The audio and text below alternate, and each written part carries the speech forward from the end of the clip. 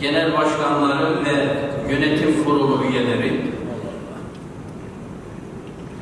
emek vermiş, emekliliği hak etmiş emekli kardeşlerim, hakka kavuşmak için mücadelemizde kararlıyız. Yaşamak devletliğinin ne hakkı, insanca yaşamak devletliğinin ne hakkı. Kararlı ve hürmet görmeyi hak eden gerçeğini yansıtmak için buradayız. Değerli basın mensupları, ortada büyük bir adaletsizlik var, büyük bir haksızlık var. Emekli memur sen olarak Temmuz ayında kamu görevlilerine yapılan 8077 TL iyileştirmenin emeklilere de yapılması, 1 Ekim itibariyle çalışmalarına başlayan Türkiye Büyük Millet Meclisi'ne çağrıda bulunarak emekli aylıklarımızın artırılması, 29 Aralık 2023 tarihi itibariyle Ulus Meydanı'nda yeni yılda insanca yaşamaya uygun emekli aylıkları için basın açıklamaları gerçekleştirdik.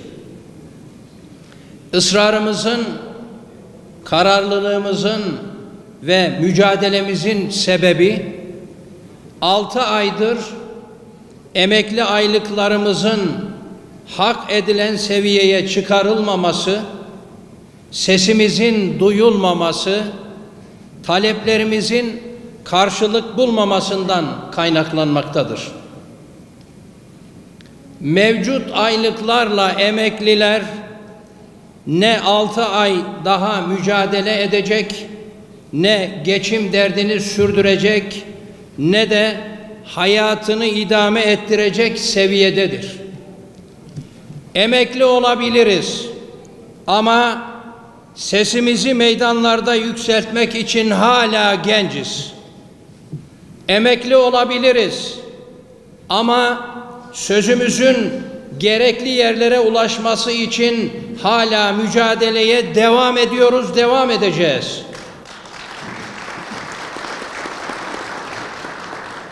Emekli olabiliriz ama hakkımız olanı almak ve sendikal hakka kavuşmak için mücadelemizde kararlıyız. Emeklileri yaşlı olarak gören bakış açısına karşı tecrübeli, kararlı ve hürmet görmeyi hak eden gerçeğini yansıtmak için buradayız. Değerli basın mensupları, ortada büyük bir adaletsizlik var, büyük bir haksızlık var. Nedir bu adaletsizlik? Nedir bizleri her seferinde ekran karşısına getiren? Bu durumu sizlere 2 başlıkta kısaca arz etmeye çalışacağım. Birincisi, kamu personel sistemi kurgulanırken kamu hizmetine ya da kamu görevlisine ilişkin bir süreç esas alınmamıştır. Kamu görevlisi gibi emeklisi de personel sisteminin bir parçasıdır. Mevcut kadro unvanı üzerinden kamu görevlisine yapılan iyileştirmeler kamu görevlisi emeklisini de etkilemektedir. Mevcut kadronun ek göstergesi artarsa emekli kamu görevlisinin de ek göstergesi artar. Mevcut kadronun taban aylığı artarsa emekli kamu görevlisinin de taban aylık tutarı artar. Mevcut kadronun aylık, gösterge aylığı, kıdem aylığı artarsa emekli kamu görevlisinin de bu unsurların artış oranına göre emekli aylıkları artar. Yani kadro sadece kamu çalışanına verilmiş bir hak ve menfaat değil, aynı zamanda kamu emeklisini de kapsayacak bir haktır.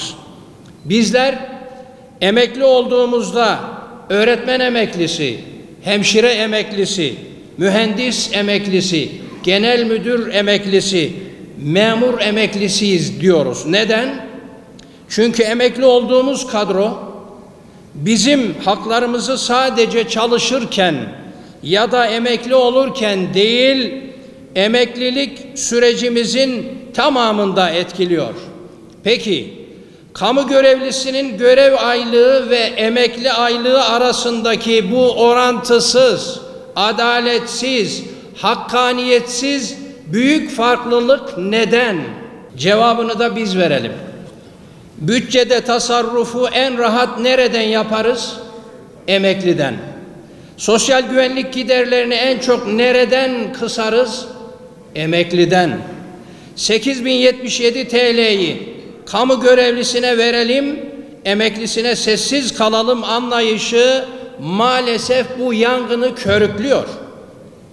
Gelişmiş ülkeler emeklilerini el üstünde tutup haklarını artırmak, hayat standartlarını yükseltmek için düzenleme yaparken bizdeki mevcut durumda emeklileri devletimize yük ve ek maliyet gibi gösteriyorlar. Sıkılaşma politikaları, mali disiplin hükümleri, tasarruf tedbirleri en çok emeklilerin üzerinde uygulandı ve uygulamaya da devam ediyor. Emeklilik hazineye gider ya da maliyet değil, yıllarca verilen emeğin, sunulan katkının, dökülen alın terinin, eksiksiz yatırılan vergilerin sonucunda elde edilmiş bir haktır. Hayatımızın geri kalan kısmını insan onuruna yakışır bir maaş elde ederek, geçim kaygısı düşünmeden, huzurlu bir şekilde yaşamak, kamu işvereninden en doğal beklentimizdir. Kamu görevlileri bugün emekli oldukları takdirde maaşlarının %50'den fazla düşeceğini bildikleri için yaşına, yaşlılığına, hastalığına, 10 yılların getirdiği yorgunluğa ve yıpranmışlığa rağmen bırakın emekli olmayı, emeklilik hayali bile kuramıyor. Emekliler ya emekli aylıklarımız düzeltilsin ya da kamu görevine tekrar dönüş hakkı verilsin diyor. Bizlere emekli olup geçim derdi yaşamayı mı yoksa kamu personel sistemini ve personel istihdamını olumsuz etkileyecek şekilde zorunlu emekliliğe kadar çalışmayı mı tercih edeceğimizi bilemediğimiz bir sistem dayatılıyor. Peki bu işin sosyal maliyetini düşündük mü? Peki bu işin adaletsizliğini, hakkaniyetsizliğini düşündünüz mü? Emeğin ve alın terinin hakkını düşündünüz mü? Düşünülmüş olunsaydı emekliler bugün koştura koştura buraya gelmez, ailesiyle, çocuklarıyla, torunlarıyla rahat bir gün yaşardı. Acı ama gerçek olan bir durumu ifade etmek istiyorum. Emeklilerimiz buraya gelirken, hakkını ararken, adil olanı isterken dahi ödeyeceği yol parasını, masrafını düşünmek zorunda kalıyor. Emekliler hürmet görmeyi beklerken maalesef günlerini hesap yaparak geçiriyor. İkinci husus, çalışırken elde edilen birçok gelir, ek ödeme, fazla çalışma, tazminat, hatta eş ve çocuk yardımı emekli olduğumuzda kesiliyor. Emekli olduğumuzda eşimizle, çocuğumuzla aramızdaki bağ kopuyor mu? Hayır. Ama gelirimiz bu kopuşu yaşıyor.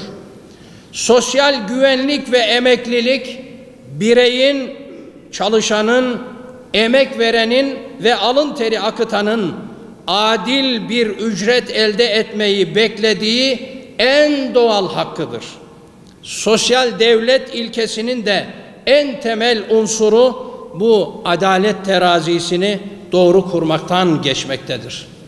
Değerli basın mensupları, 2024 yılı için asgari ücret %49,11 artışla 17.002 TL olarak belirlendi.